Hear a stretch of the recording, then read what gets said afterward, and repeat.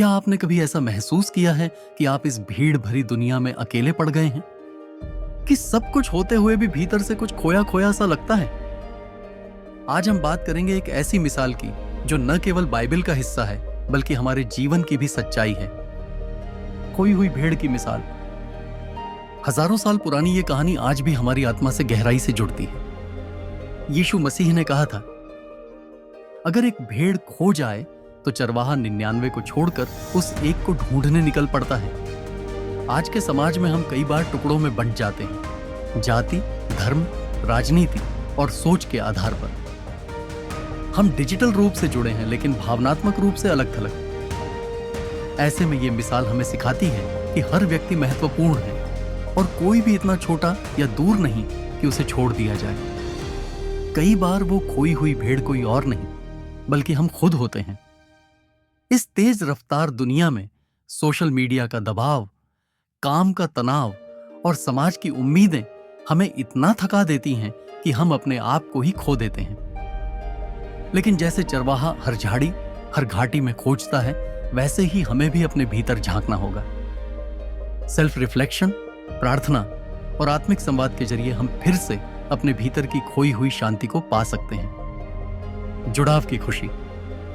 जब चरवाहा अपनी भेड़ को पाता है तो वो सिर्फ उसे वापस नहीं लाता, वो खुशी मनाता है, जश्न मनाता है, क्योंकि खोया हुआ फिर से मिल गया।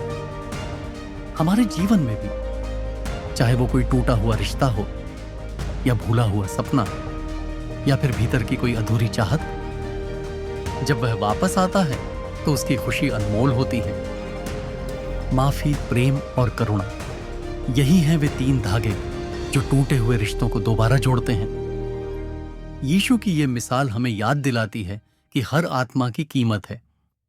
चरवाहा किसी भी भेड़ को महत्वहीन नहीं समझता।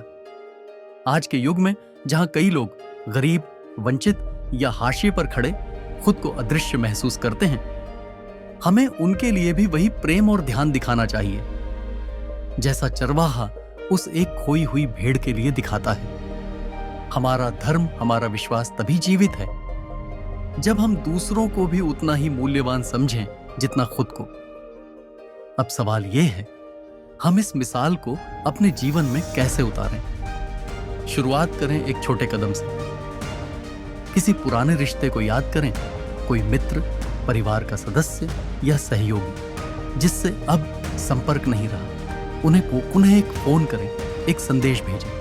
शायद वही संवाद उनके जीवन की सबसे जरूरी बात बन जाए। फिर अपने अंदर झांकें। कभी सोचा है वो अच्छा शौक जो आपको कभी खुशी देता था, पेंटिंग, गाना, लिखना या प्रकृति के बीच समय बिताना, वो कहां खो गया? उसे फिर से अपनाइए, क्योंकि जब हम उन चीजों से फिर जुड़ते हैं जो हमें असली खुशी देती थी, हम खुद को दोबारा पाते हैं। और सबसे अहम बात, किसी और के लिए वो चरवाहा बनिए। हमारे आसपास बहुत से लोग हैं जो खोए हुए हैं, उदास, अकेले, टूटे हुए। आपका एक शब्द, एक मुस्कान, एक सहारा उन्हें यह एहसास दिला सकता है कि वे अकेले नहीं हैं। उन तक पहुंचिए, उन्हें अपनाइए, क्योंकि सच्ची आत्मिक परिपक्वता सिर्फ खुद को ढूंढने में नहीं बल्कि दूसरों को भी उनके खोए हुए हिस्सों से जोड़ने में है। और यही है इस मिसाल की असली शक्ति, खोए हुए को प्रेम से अपनाना। अगर ये वीडियो आपको अच्छा लगा हो तो इसे शेयर करें ताकि और लोग भी अपने जीवन की खोई हुई भेड़ को पहचान सकें।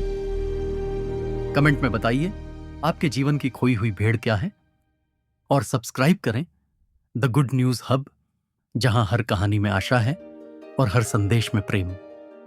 शांति, करुणा और आत्मखोज का यह सफर आपके साथ बना रहे। धन्यवाद।